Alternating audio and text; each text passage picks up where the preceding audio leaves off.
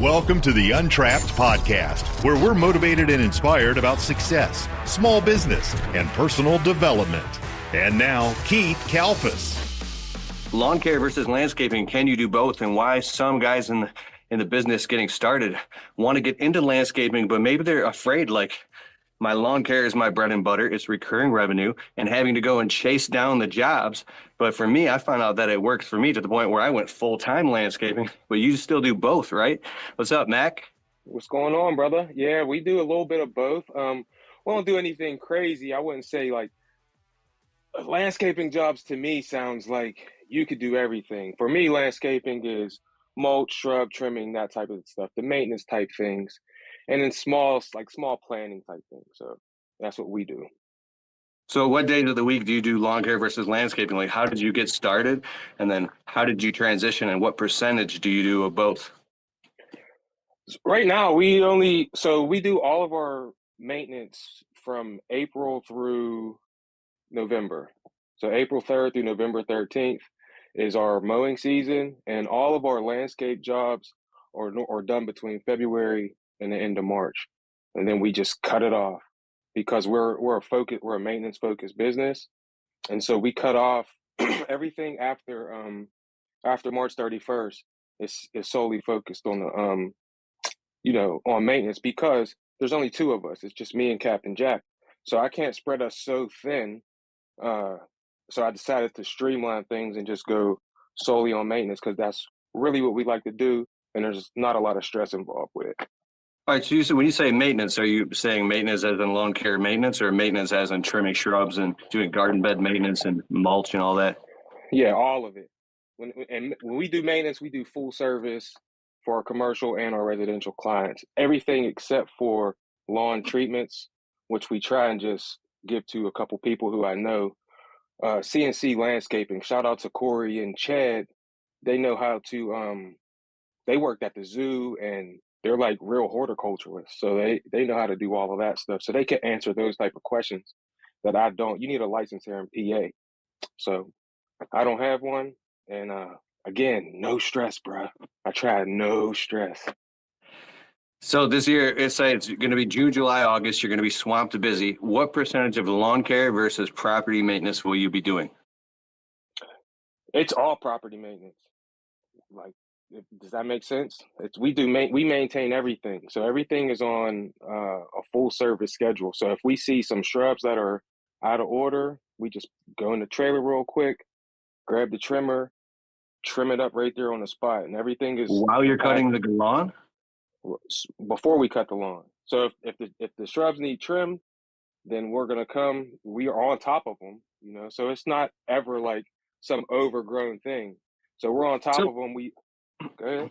You stay on top of it like you do like a couple shrubs every time you visit each week? Because we have some customers that we have to charge $2,600 to trim all of the we do ornamental trees and shrubs, some very large ornamental trees. And I mean, we've been on properties for a day and a half laying tarps all over the place just to do the maintenance for one house. So how do you quantify that and squeeze it in?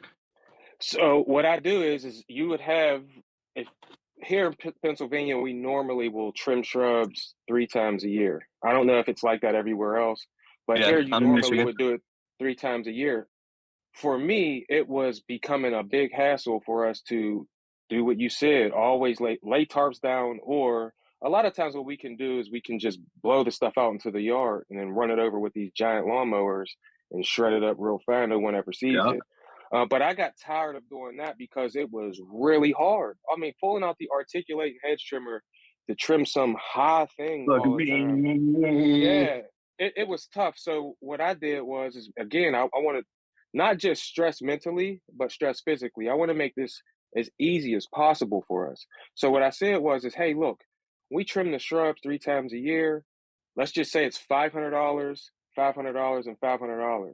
Well, we just cut that $1,500 into monthly payments and add that on to the mowing price. So now if you're mowing, I don't know what that math would be. It's 32 weeks on 1,000 is $30. So we'd add an extra $30 onto the mowing price. And then that gets them the shrubs touched anytime there's anything out of order. So then you never have to come and do a whole job. It's just you come touch up the stuff, and they still pay the same price. It's just carried out over the season rather So than big lump sum payments. let's say you have, I know you got a lot more than that. Let's say you have 20 clients and there's 20 weeks. So every single week, do you focus on a different client? And let's say, well, you'd have way more than that. I used to cut grass. We'd cut up to 180 residential lawns per week, but they were small cookie cutter lawns. I've cut my for years. I cut grass, but I mean, it's like if you got 20 lawns to cut in that day, and then this person is on the schedule, you're going to do their shrub trimming or property maintenance, you could be just stuck there the rest of the entire day. Like, how do you book it and schedule it in?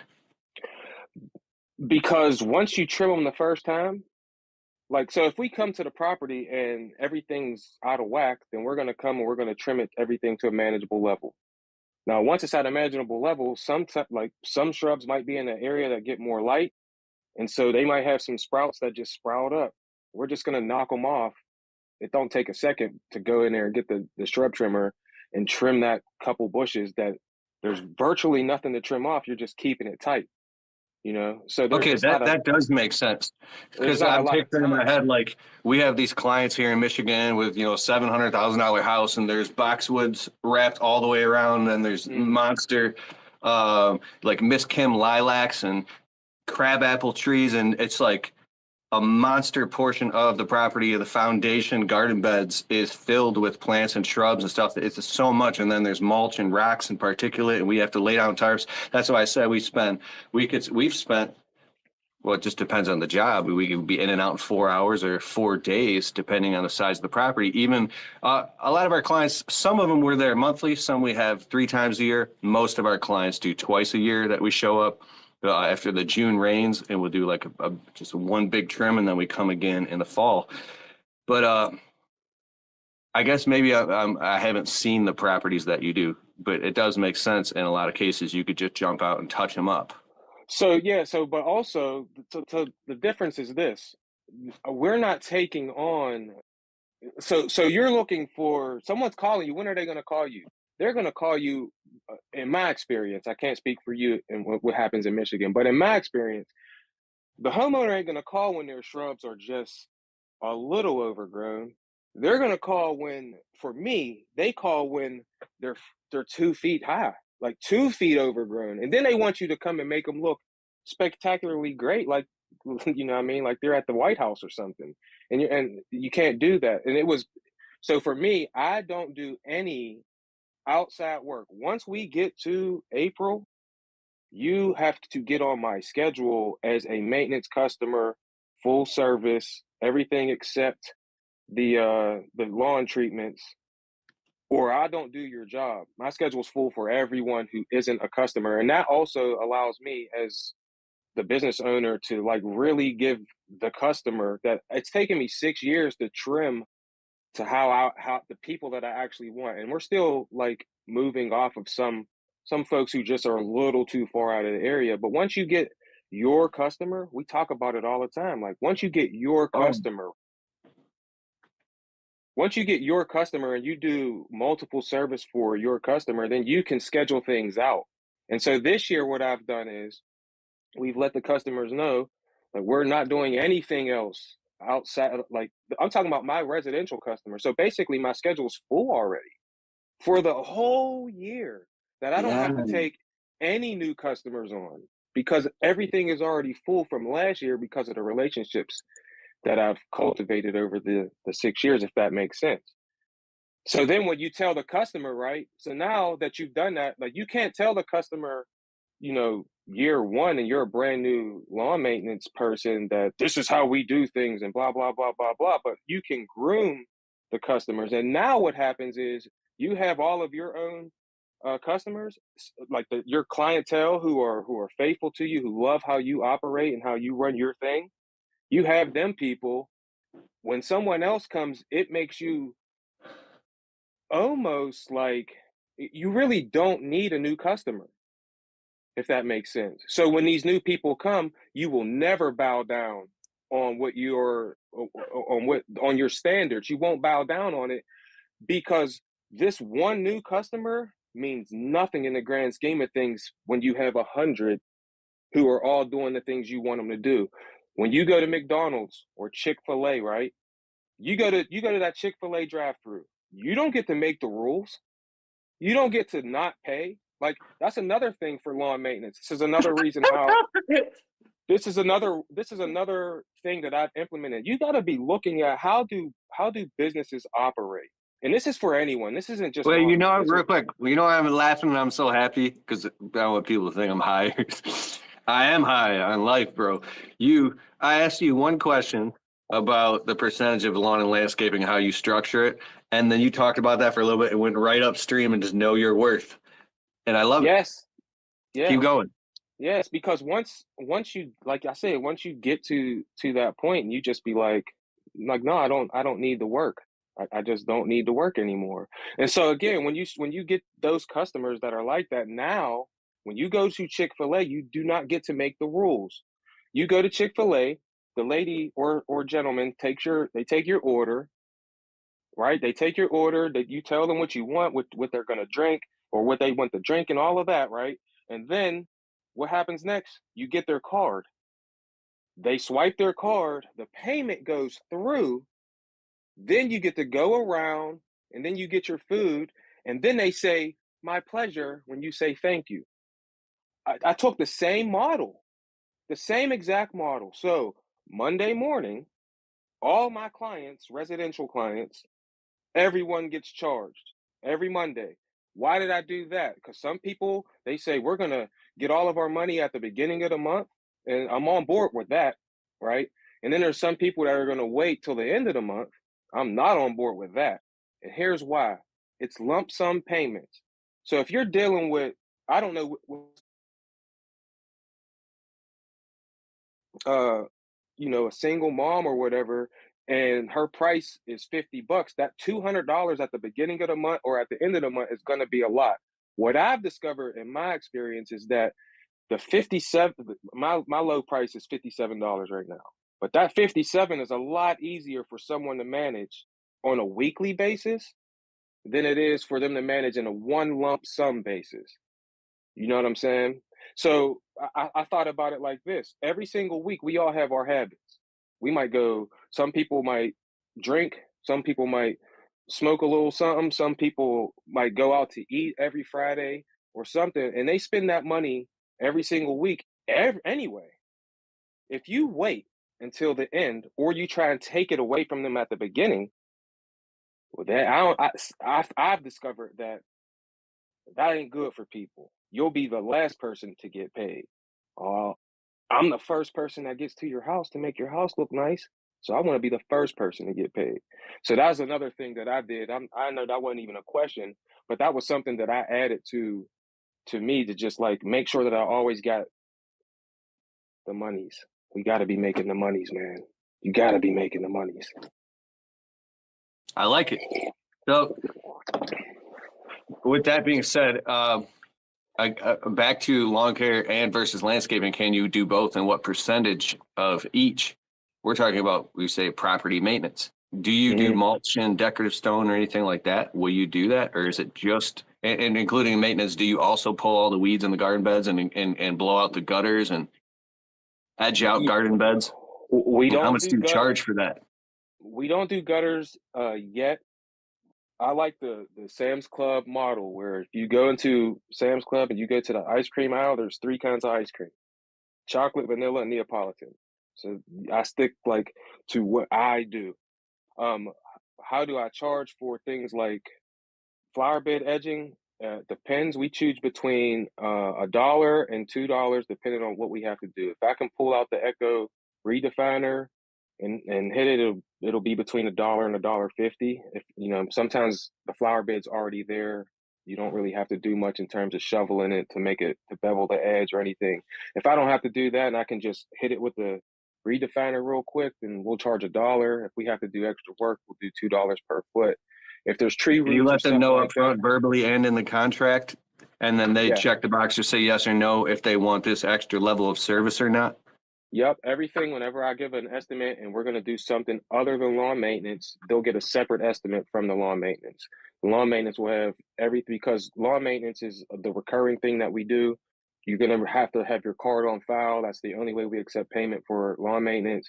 Everything else you can give us a check for, or you can pay cash, but we write everything out in the estimate every single time. So it's like, not only are the terms of agreement for like how we get paid, how we accept payment, what we're going to do, all of our responsibilities are on there, but also there's a scope of work that says, scope of work, we're going to do this, this, this, this, this, this. And it says it, I put it all the time in the order that we're going to do it. So if we're going to come and do a spring cleanup, right, I'm going to say, when we get there, we're going to blow out everything. We're going to trim all of the shrubs. We're going to blow out everything again. We're going to redefine the edge. We're going to blow that back towards the house or whatever. Then we're going to clean everything up, bring in the mulch, 8 yards of or 7 yards, whatever. And it's all in like very, very detailed. So the reason I did that was because I started to see how people's estimates looked. And I worked at a group home for 16 years. And every now and then we have to do a restraint or something. You have to be super detailed when the state is doing their investigation, because every restraint or every injury or every car accident gets investigated, and you have to write it out like a police report, basically. Now, I ain't no cop or nothing, but I learned very good how to write out because the state will scrutinize you. They'll bring you in, and then you'll get interviewed like by real people, and there's real consequences if somebody actually got hurt or something like that. So you got to be super, super detailed. So I learned that skill, and I just implemented that into my business. So I hope that answered your question. I know. So awesome. I know You cross-pollinated and you took information from one industry and you brought it into green, lawn care and landscaping and being detailed. And I also like how you're putting yourself in the mindset or perspective from the customer. Me being a homeowner and my wife and I hiring contractors, like we have a contractor in our basement right now hanging drywall as we speak. And we've had contractors come, and although he's a great contractor, I've seen the lack of organization and lack of follow-up and the lack of even having a proper payment system or not even giving me a proper quote all over the board. And it's made me as a landscaping business owner get so much more clarity being in the shoes of the homeowner. But oh my God, if you just, like everything you're saying, you give them the proposal and you quote everything on the property and you give them the options, like you said, the Chick-fil-A or the Sam's Club model, very important. And then so the customer, what I'm picking up on, probably feels your customers and clients like, man, I like this Mack Landscaping. They have their shit together. And finally, we found somebody we could just write a check, get our problem solved, and we don't have to worry about this anymore. He'll take care of it and everything else because you do it all up front. So it's a structured way, then it shows that you're very serious about your business. I don't want to, somebody was that Cedric on there asking, this Mack guy's a genius. I've never heard of him before. Does anybody know if he has a podcast?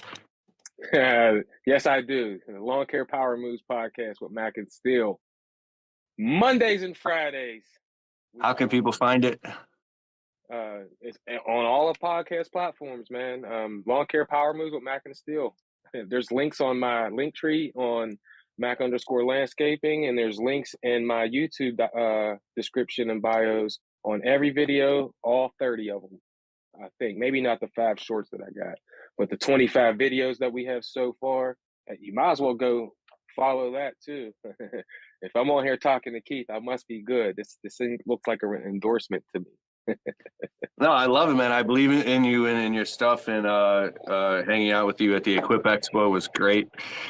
And just talking to you on and off here. And we were on Instagram a few weeks ago. So a common question that I get here on this YouTube channel, especially out of the new guys coming in, is like, yeah, but how do I get an influx of good clients coming in so I can actually do what you're talking about, which is close jobs, offer packaged prices? Because if you want to make more money in your lawn and landscape business, you got to increase well, first you got to get customers, but you got to increase the average ticket value of customers by raising your prices and knowing your worth. You got to increase the frequency of transaction, which is do more for them more often. How do you do that? You got to have a customer follow-up and lead generation referral system in place. You got to do email marketing, you got to do voicemail blasts and stay on top of mind and constantly following and communicating up with them and turning that customer into a client, into a raving fan. So that way, like, they're locked in and then get referrals. So you build that out by having just a little bit of strategy, but being proactive and consistent in how you do it. And then the next thing you want to do, so once you got that locked down, but then you can, like I said, offer package pricing. So instead of just cutting their lawn, you do their shrubs, their gutter cleaning, power washing. Like we have customers that we do all their landscaping, property maintenance, and window cleaning. So we do all of that. We have a bunch of customers we do that for. I got into window cleaning like years ago, and that's when I dropped lawn care and I picked up window cleaning, right? And it's higher profit margins, but it comes with its own very unique set of stresses. I won't act like it's great.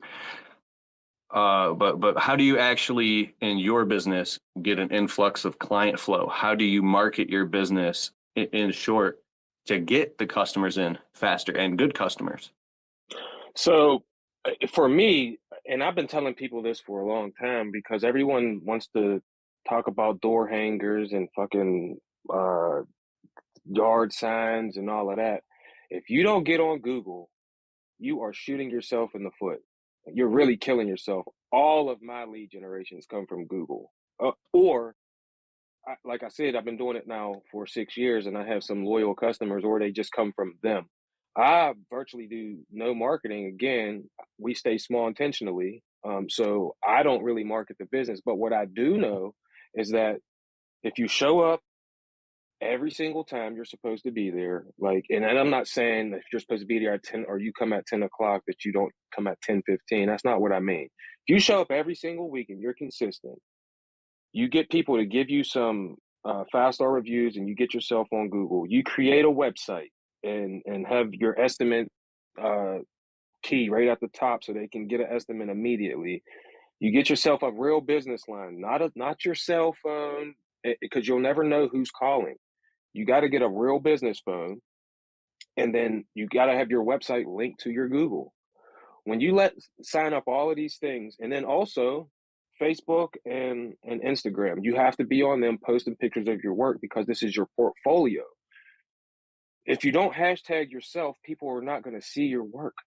If they can't see your work, then they can't validate that you're even good. And once they validate that you're good, you close the deal. They're going to do all of the validating that they need to do before you ever get in front of them or talk to them. So once you handle all of those things, now you have had to, in order to do all of this, you've had to watch some videos, you had to listen to some things and everything. Like, you got to get a little bit of knowledge, and then you can talk confidently. Like I said in my last video, if you talk confidently, then you can charge anything. Like my uncle, I don't do landscaping, Keith. But I had this video I just did a couple weeks, like last week, where it talked about my uncle who'd been in the game for 40 years and how we walked around this property with this homeowner, and I didn't know what to say, and he had the answers to every question, right? So I'm walking around with this notebook in my hand, and we finally get to the end of the estimate, and she's like, "Okay, how much?" And I didn't know what to say, because I didn't know any of this shit. Like, I didn't know. He said so much stuff that I couldn't even write it down, right? So he takes the notebook out of my hand. He takes the notebook out of my hand, and he's like this. All right. Now she thinks he's writing, and I think he's writing, but he ain't writing shit. He's not writing anything, bro. I'm gonna show you what he wrote, Keith, and I did this on my Instagram the other day. But I'm gonna show you what it said. This is all he did. It looked like he was writing, so he was doing this. My pen ran out of ink. He was doing this. He's looking at her and me, and he's like this the whole time. And then he hands me the notebook. And when he handed me the notebook back, all it said on the notebook was $9,200, say this. So I looked at the notebook, and then I looked at him, and then I looked back at the notebook, and then I looked at her, and I was just like, $9,200. Man, he had all of the plants and everything. The only thing I had to do was buy the mulch. He already had all of the stuff. He knew exactly what to charge. So it's like confidence, man. That's all you really need. Just if you talk to someone confidently. Hey, my friend, it's Keith Kalfas. Listen, if you ever secretly dreamed of maybe starting your own YouTube channel or podcast, or you have a message in your heart that you want to share with the world, like you've been working, you're building your business, or you've built your business, and maybe you want to give back. Maybe you have some advice you want to share with other people. I'm coming out with a brand new program soon here, and this is a secret. I've wanted to do this for some time now. And I'm actually coming out with a whole bunch of new programs, but this one specifically is near and dear to my heart because I spent years putting out YouTube videos for free. This podcast I started right here in 2014, talking into my phone. We just crossed 800,000 downloads. We got 85 million views online. I went like $100,000 in the hole. Not actual cold hard cash, maybe like, I don't know, 30, 40 grand in cash, but opportunity cost in the time, over 100 grand in the hole, building my audience or whatever you call it, just doing this. This is my passion. And so at some point, I never wanted to do this, but I had to monetize my message. I had to find a way to make income doing it. And here's why. Even though I didn't like doing that, because you hear me promoting stuff and selling my online courses and all that, the money sustains the message. So if you have a message you want to share with the world, I'm coming out with a program in the future called the Influencer Blueprint. All these things I'm excited about. I'm still talking about all the landscaping stuff, of course, but this new program coming out soon is called Monetize Your Message. And I have a completely free email series with a downloadable workbook. This is totally free that you can download to learn the many multiple ways that you can actually monetize your message so you can generate an income from your passion and from your calling by serving a higher purpose as well. So anyways, open up your browser. This is kind of long, but type in keithkalfas.com/multiple ways. MULTIPLEWAYS. keithkalfas.com/multiple ways. Hit enter, put your name and email in, and you can get an incredibly free email series and all the different ways you can monetize. And there's a lot of different ways. Anyways, sign up now, go there, get it. It's free, and enjoy the show. I want to add to what you're saying right now, and to anybody listening who's getting started or only been in the game in a few years, the confidence goes so far. And you get confidence by taking action and taking risks and doing things, not crazy risks, but taking action and doing things that make you scared and then realizing it wasn't a big deal. Some of the jobs we do, we don't do anything crazy like $50,000. We do like up to $20,000 in our landscape jobs. And I used to be scared taking on $10,000, $15,000, $20,000 jobs. And then one day I just realized a $10,000 job is really just like five $2,000 jobs all just grouped together. It's just a bunch of shit you've done before, and every rose has its thorn. So there might be one or two things that you're not used to doing, and you're just going to have to call around, do some research, or call some of us in the green community, watch some videos, and then boom, you figure it out. You just close your first $12,000 job at a 50% gross profit margin.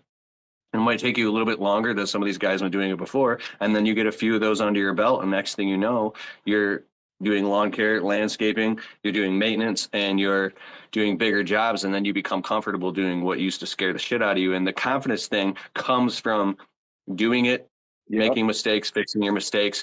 And I've gotten to the point as well. I'll be walking around a property with a customer, because sometimes you don't know what you're getting yourself into. And at the end of the quote, we're talking like a 40-minute quote. The customer's like, you're not writing any of this down? I'm like, no, it's all literally. They're like, how do you remember all this? I say, because I live and breathe this, and I do this every single day of my life. This is my full-time business. I've done this 1,000 times. And so one thing that you're smiling, that the customer doesn't know you from Adam. They have this is very important. The customer has no idea if you're just doing this on the side or you do it once in a while. And when they know that they know, and you have the positive proof and the results in advance, and you have a 5-star Google listing with, 20, 50, 100 positive 5-star reviews, there's pictures of your work. And one quick, I want to insert. I do coaching, and I've been doing it for years, helping guys get started on the phone on Monday nights. And I was on the phone with a guy last night looking through his Google reviews, and I realized a mistake, because I was looking from the outside of a mistake that I was making by looking and observing his stuff, is that although there's plenty of pictures of your work, having pictures of you or employees or both actually in nice shirts and hats embroidered, physically doing the work versus just a bunch of random pictures, because it just looks like they don't know what they're looking at. But when they see the actual guy on the mower or trimming the shrub or installing the brick, there's a connection that's made in the brain. They say, okay, this company is actually doing this. And when you tell them, yes, confidently, we do this full time every single day. This is all we do.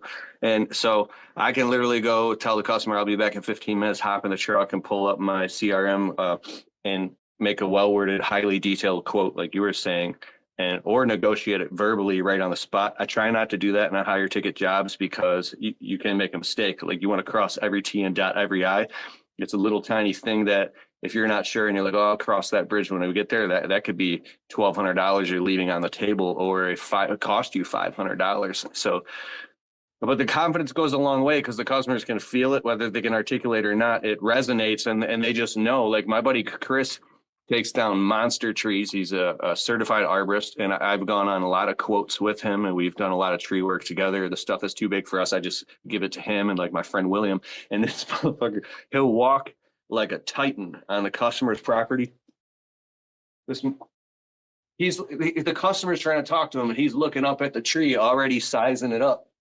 Like, and I'm sitting here like a little embarrassed. I'm like, because he's dead fucking serious, and he gets the job because he's already taken it down in his head. I think I took that a little too far, because I got a little embarrassed. I used to, my first couple of years, I was so gung-ho.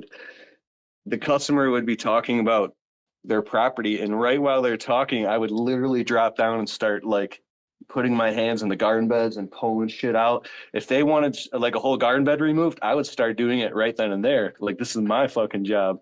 Yeah. And man, it worked. I think I missed that old Keith, man. Well, I don't know if you're familiar with Aaron of the Lean and Mean Academy. Aaron Parker, Lean and Mean Academy. Yeah. So, but he's brilliant on YouTube. I seen a video of him, and one of the tactics that he uses. Oh, I thought it was brilliant. So they go on a window cleaning thing, and maybe you might have seen this in one of your videos too, but they go on a window cleaning thing. And actually, I might have got this from you.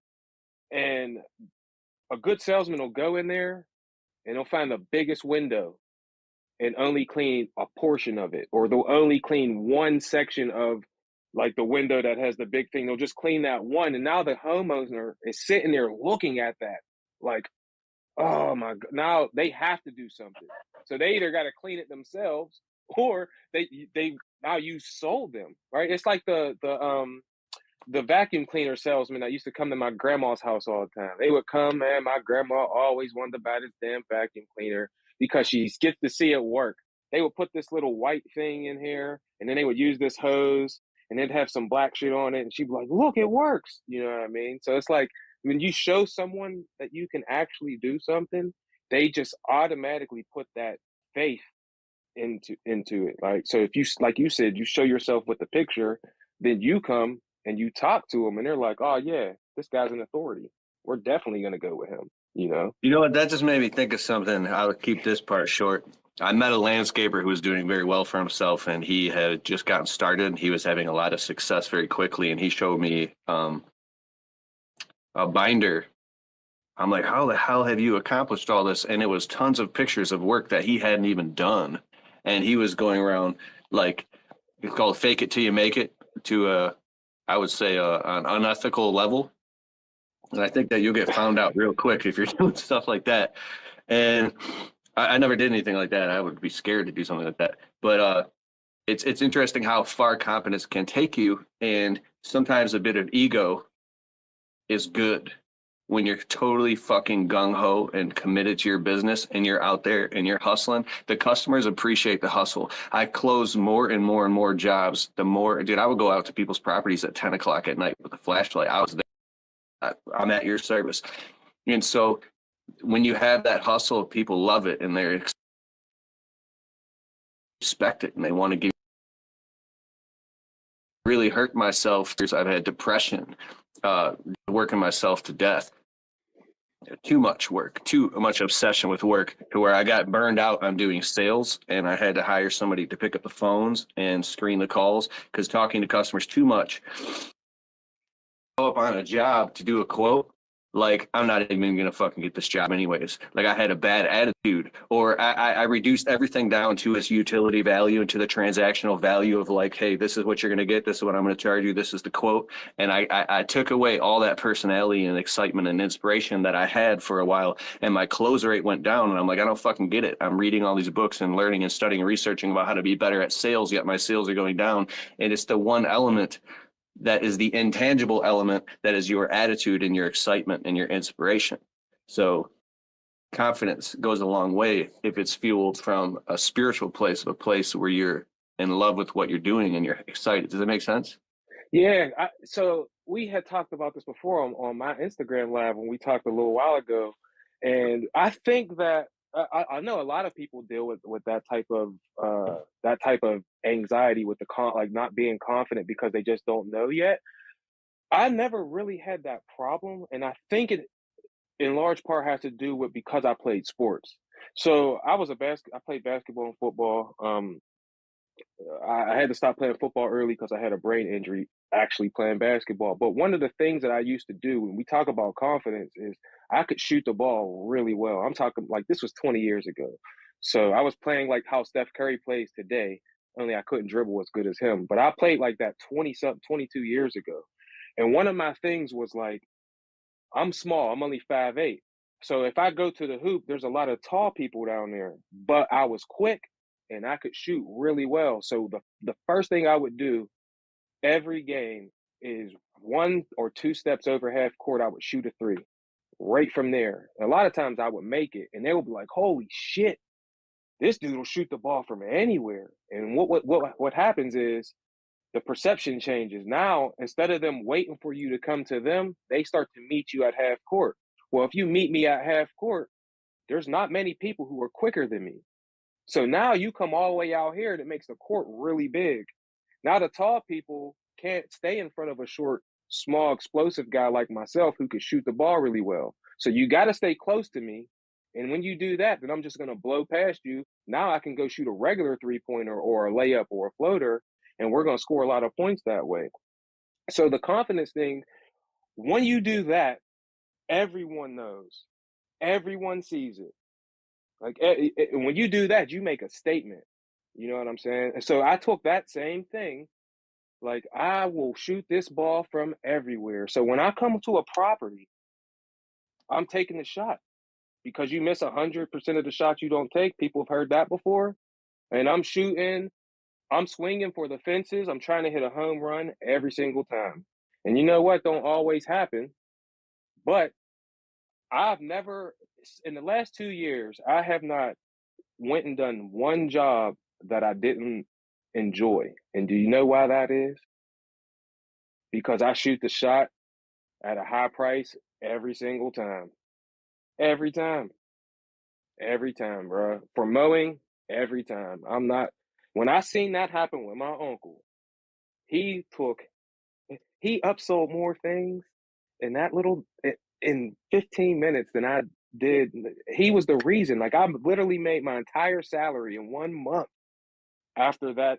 That was the last job that we did of the month. And that job made me make more money in 1 month than I did in my entire year of working. That shit was the most incredible feeling ever. And that was just coming down, shooting threes, baby. Shooting threes.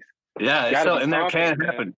You're living proof, and it can happen in like anybody here who has been discouraged, and you keep shooting threes, and you will fucking get it. And I've seen it happen in my business a ton of times. Like, so many times I have obvious proof that you can land huge jobs, make great money, we call them jackpot jobs. Mm-hmm. Sometimes in tree work, it could be like a pine tree that, I don't know, it's $1,400. You can literally trim it up, flop it over, cut it up, boom, throw it in the chipper, the truck, and be in and out, boom, boom, boom, in like an hour and a half.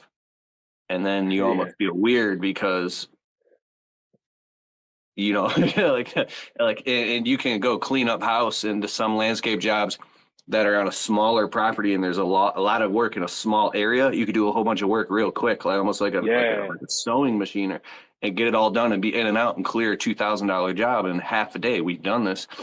But one thing that you're not saying is your ability to be comfortable with rejection. How do you handle rejection and still stay up even when you're up? Again, because of sports, man. Because of sports, rejection happens all the time in sports. You miss shots, you miss layups. I play quarterback on my little flag football team. I throw interceptions, I throw bad passes, and so I have ADHD, so I don't think about things very long. Like I can't. I don't know if I can how I can explain this, but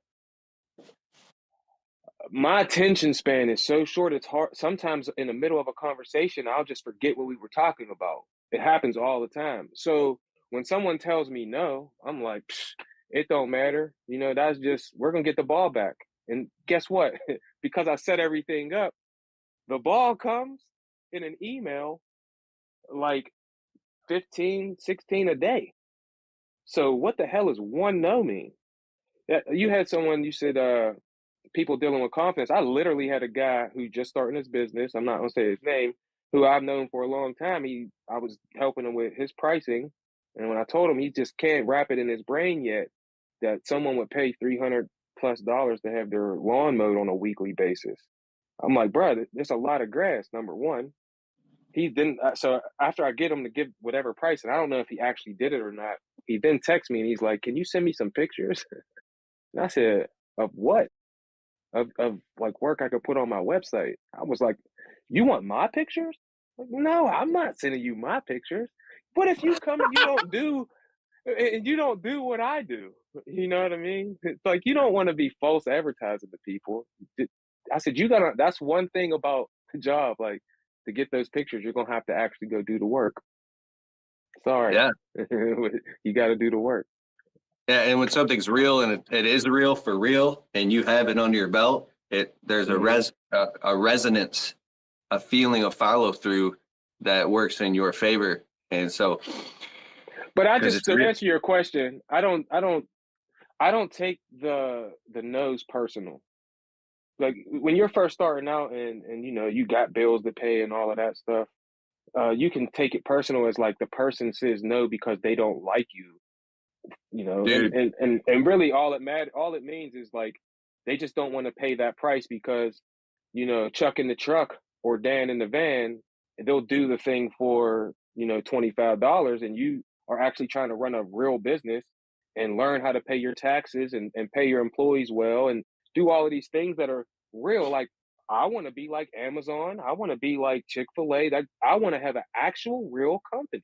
And to do that, you cannot charge $25 and have a Toro grandstand and a Toro multi-force and a dump truck and trim, like all of the shit that you need. So when it comes to that rejection, I'm just like, it's cool, bro. I mean, I understand it is what it is. Business is business.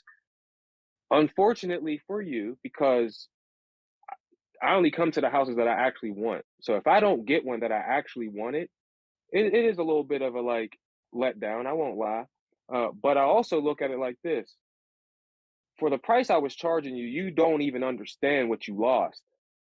You lost me because, and I love all of the people who work around me. I'm friends with a lot of them now since I've started to do this and everything. And they all do phenomenal work. But if I had to choose, I would choose me. You know what I'm saying? And they don't understand what they lost because when they get me, they get all of this. They get all of the passion. They get me wanting to do their yard as if it was mine. They get me wanting to following up with them. They get me remembering their kids' names and giving their kids stickers. and fist bumps to the grandfather or whatever, a little kiss on the cheek for the old lady who says I'm handsome, and that if I was just a couple years older, she would take me in the bathroom, you know? So like, it's all of that type of stuff, you know? And when you don't sign up with me, that's what you've lost, and that's okay. But if you hit me back up, I tell you what, the price is going to be even higher. It just is what it is. How do you handle getting told no? You know, it's all across the board. It's from depending. I'm an emotional guy, and it's from I don't care. I got so many leads coming in, so many quotes, and so the phone's ringing. I don't even remember all the no's because I'm just so busy taking care of the yeses. But there's sometimes I get hooked, man. It'll squeeze through the cracks and it'll hook me, and I'll go off, bro. I made a video in spring of it was 2020, or it was the year before last year. Dude, I get pissed even thinking about it. Some customers are real smart and they know how to play, and I put in my time, energy, and attention, and that's fine. You know, I'm wearing a Kalfas hat and I'm showing up, and so for some people that are confused, this is a Cujo yardware hat. People think it's Kalfas. You got, oh, that's sweet. When I said Kalfas hat on me, but I gave him a quote. It was like $4,000 to do all this property maintenance and rip out all these shrubs and do this mulch, and it was actually a good price. And then right then and there, they started the wheeling and dealing and hustling, and I was like, well, I can take away this work here and do this. I can come down a little bit here, but I mean, I've been doing this for years, and I know exactly what goes into it. I'll tell you exactly how long you can be here. We'll be here, what to expect. We'll be here when we say we're going to be. Like, you're going to be extremely happy. And I mean, this is not my first rodeo. And it was like $4,000, you know, $750,000 house. And I'm not judging anybody, but it's like, they started wheeling and dealing me to my face, and to the point where it was disrespectful personally. And you know that feeling when you're standing in front of a customer and they're literally trying to talk you down to your face and your blood starts boiling and you want to say something unprofessional or right in that moment. So I got to the point where I was so sick of that and not tolerating it, because when you start to realize your worth, there's a couple things that happens. Like, I'm really impressed by like older businessmen who are very calm and peaceful, and they say few words, and they could just speak, and you just know. No means no. They don't even have to raise their voice or get emotional excited. They just been through that. Like, I really am. I aspire to have my act together like that one day. And so right in the middle of them talking, I said, you know what? This isn't a good fit. I'm not interested. Peace. And they're like, what? Where are you going? I said, I'm not interested. Have a nice day. And I hopped in my truck and I just took off. Right to their faces, exactly what I wanted to do. Yep. And I was so pissed off. I took out my phone. And I was like, these fucking customers, you are not gonna fucking disrespect me. Blah. And I just let it all out on my phone. And I went on YouTube and I pressed upload. And bitch, that fucking video just started going.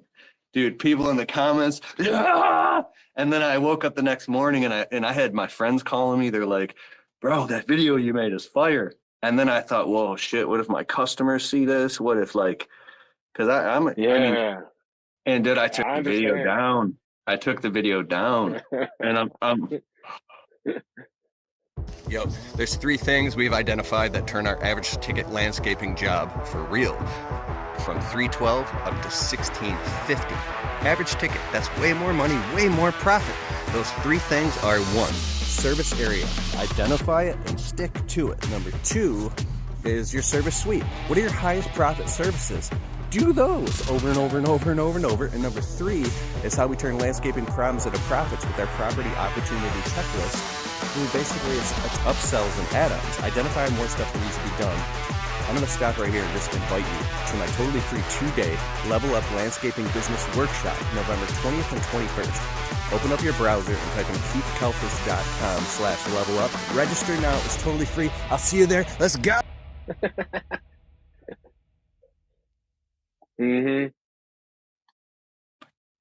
I've had customers walk out with coffee in their hand, you know, Thursday morning. We're on day 3 of their landscape job. I was watching some of your videos last night. I'm like, what videos? Let me ask you something. Am I one of those nitpicky customers that you were talking about in the videos? And I'm like, no.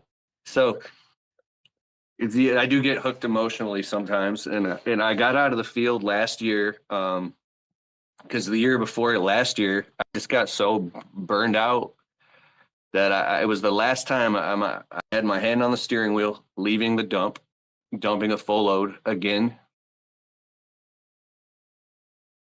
And this deep feeling sunk in my stomach, and I felt like I was dying inside.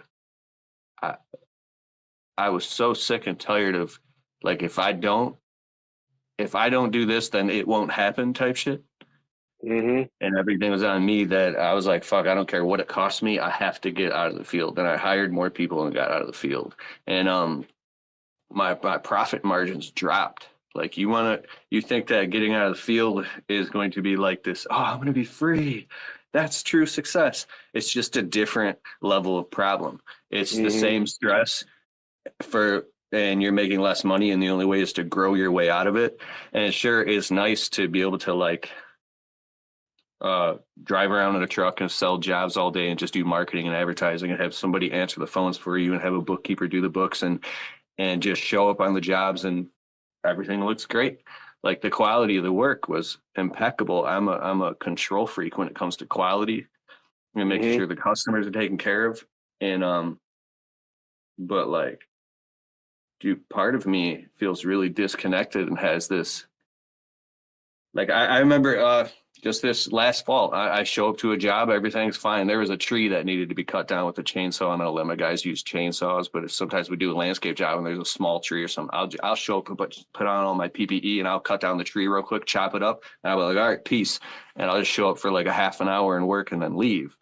And as I left, I look out the window and the guys are working, and I stopped my truck and I felt so uncomfortable, like this weird codependent attachment issue. Like, I felt like I was abandoning my business and abandoning them, and I felt like the camaraderie, and it's a very isolated feeling. And it's like, so analyze the role that you play in your business with each new thing that you take on. If you're doing just lawns, you want to get into landscaping, there's a different role. If you want to grow a little, there's a different role. So you have to grow internally in order to grow externally. And I'm actually debating this coming year, like, I want to jump in the field more. I crave the feeling of trimming shrubs and ripping out bushes with my bare fucking hands and climbing up and down ladders. And it's so enmeshed in my identity that it's causing I know I brought this to a totally different place, but it's causing something. I was gonna say, I don't like it. I like working, bro. I was gonna say, I'm happy you said that, because everyone is pushing how, grow. And I'm like, I really don't have I don't have that desire. But I still was like, I'm gonna get a second truck this year, and I want to. Don't get me wrong. And I'm gonna empower Captain Jack. Captain Jack's my employee. He's been with me for the last few years, and I'm gonna, get him in a truck and get another employee to work with him, and then I'll just take my dump truck and I'll go just mow yards by myself so I can make content or whatever. That's kind of what I thought. But then this is why it's important to talk and communicate with the people who work with or for you, is because I was like, yo, bro, like, I want to give you a good raise, like, not just the regular standard raise you have been getting, but I want to give you like I not power, but I want to empower you, to be more independent, and, like, everything. You've been with me, you've been rocking, and since you don't want to have your own business, which I'm definitely for, if he would like to do that, I would help him. But he don't want to. He wants to be with me. But after having this conversation, what he said to me was, one of the reasons that I like working here is because I get to work with you. So he don't even necessarily want to have and run his own crew. He wants the responsibility. Like, this year he's driving me in the truck and everything, but people, like, he wants to be around me. So it's like, how do I now, when my number one guy, he's something they say, write out your plan and make it plain, right? And he made it plain, like, I really like working with you. So, or is there going to still be days like I want some extra responsibility? I would like to go run my own crew, but am I still going to get to work with you sometimes? So now I'm like, now what do I do? So that's, if you go talk to anybody who runs, you know, a multiple 6 or 7 figure business, or like, they're gonna be like, what are you gonna do? Revolve your life around, but they don't know the level of camaraderie and identity that you have to working with that person day in, day out. You spend more time with some of these people than you spend with your own family. You break bread with them, you eat lunch with them, you bond, you suffer, you work in the rain, you hop in the truck after a rainstorm and you're soaked and you laugh about it. Like, this is how it goes back, it's tribal. It's very important. Mm-hmm. A guy who's been working for me for a long time, I sent him a text message like, bro, I miss the days when it was just you and I in the truck, driving at 7:30 at night, exhausted, but laughing and stopping to get a fucking cheeseburger or something because we were hungry, and the funny jokes and the music, and like Phil Collins in the air in the night, listening to that shit and turn up to that part. And then it's just you in the truck by yourself going and selling jobs. I start crying. Yeah. Well, hey, that happens to me all the time. Shit, I'll be on the lawnmower sometimes because I'm getting back into music. What's crazy is I stopped listening to things because I realized, like, your brain and the things that you put in it is powerful. And the things that you listen to sometimes can put a negative aura on you. And the things that and I'm not, this is not to talk about rap music or anything. Like, if you listen to, you like Taylor Swift, all she does is make music about her breaking up with people. So that's negative too. So I ain't talking about anything. These distractions that we have, Chase Atkins, what is he doing for you? What are these musicians doing for you? And I realized I'm getting nothing from this. They're just trying to steal the bit of attention that I do have when we don't have a lot of hours in a day, right? So I stopped listening to music and I started to listen to motivational videos and things like that. That's actually how I found you, Keith. Everyone knows now. I've talked you up enough, but that's how I actually found you, was taking that stuff out. But now I'm getting back into it because my wife found this radio station called Boost or some shit. I don't know, but it has I love hip hop, but I just at 40 years old, right? I can't even listen to the hip hop that I used to love as a kid. The stuff that I used to listen to in the 90s, my Tupac, who I love, Biggie, like all of that stuff, because my life doesn't relate. I don't live in that type of brain space, that type of environment. When I was growing up as a kid and that type of music was coming out, I was living in the hood. There was, things was happening that was related. I could understand. Now I can't understand what any of these people are talking about because I'm old and I'm a damn father and I got 3 kids and a wife and I run a little business. You know what I'm saying? So I can't relate. So I like really got out of music. But again, you can still do the things you like. There's other things out there. My wife showed me this new radio station called Boost, and it has like Christian hip hop, bro. It's unbelievable. Guys like Lecrae and Andy Mineo and this kid NF. He's my favorite right now. NF. I don't know his name. But that's his rap name. Dude, my friend Steve DeHunt is a landscape business owner. He's awesome. He sent me a bunch of Christian hip hop, and I listened to it. I'm like, "What is this?" And it's amazing. Some of it's so good. Yeah. What's the name of that artist? Christian Dominio? No, Andy. Andy. Andy Mineo. Then there's a guy named Lecrae, and then there's a guy named NF. Just the 2 letters, NF. And NF. I think you would really like him if you're into hip hop because he got some unbelievable songs, bro. I've been really relating with that dude lately. But you have to always, in my personal opinion, like to wake up happy every day is number one. It's a choice. Like how you see things determines whether or not you wake up happy or not, in my opinion. So like I don't, even the bad things, I used to make excuses for all of those things. All of the bad, like my dad being in and out of prison, like that was an excuse. My mom having me when she was young, that was an excuse. The coach not playing anyone until they were seniors, that was an excuse. Like I had excuses for everything. And then when you do this, it's just it changes everything. You know, it changes the brain that you had when you was a child, like before you realized that life was life, and you were a kid, and you watched Saturday morning cartoons, Superman and X-Men and Wolverine and all of that shit. Saturday morning cartoons, man. Bruh, I made, Lucky Charm. Yes, I made up these like that. I was a superhero in my head because eventually you realize, like, shit, is this really how life is supposed to be? Like, you see these families like the Huxtables and shit, and you like, my life ain't anything like that. And so you create this thing in your head, and mine's with superheroes. I wanted to believe that I was like, I could fly, and you know what I mean, that type of shit. So what you do with your brain is just a choice. So choose. Like when you're a kid, you invent something like a superhero, but when you're an adult, you actually are a superhero. Especially if you have kids. Like if you got kids, you are the superhero. I realize this about my parents. You don't really know your parents. You don't know what they went through. You don't know how they actually grew up. You only know them from the time you become consciously aware that they're someone to you, right? You can only remember back your experiences, but you don't know what made them the person that they was and why they were in that stage of life.